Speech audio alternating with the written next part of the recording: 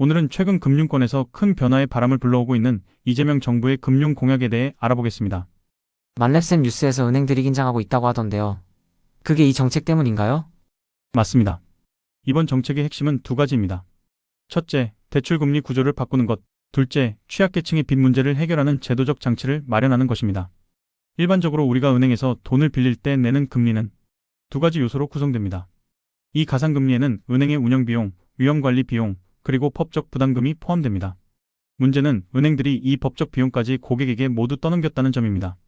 그러면 대출받는 사람이 너무 많은 부담을 지는 거네요? 맞아요.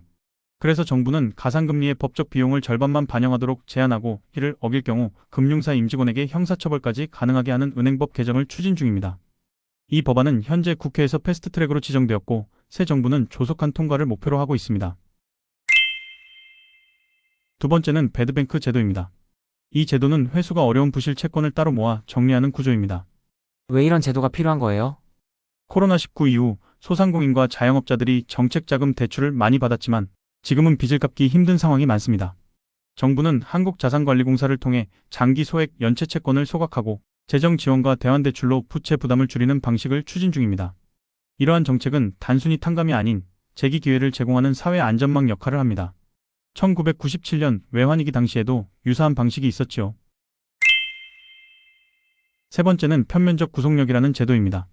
이건 금융소비자와 금융사 사이 분쟁이 생겼을 때 금융당국이 제시한 조정안에 소비자만 동의하면 금융사는 반드시 따라야 하는 구조입니다. 소비자가 좀 더 보호받는 느낌이네요. 맞아요. 특히 2천만 원 이하의 소액 분쟁에 적용될 예정입니다. 이 기준은 현재 법에서 정하는 소액 사건 기준과 동일합니다. 소송까지 가지 않고 분쟁을 해결할 수 있으니 소비자 입장에선 큰 장점이죠. 마지막으로 금융사 내부 통제와 책임 강화입니다.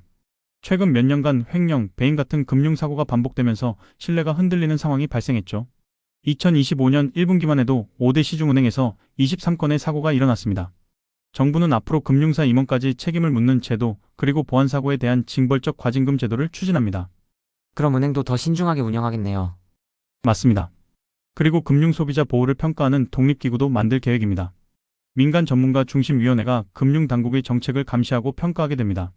대출금리 개편부터 소비자 보호까지 이번 정책은 모두를 위한 금융 환경을 만들기 위한 변화입니다.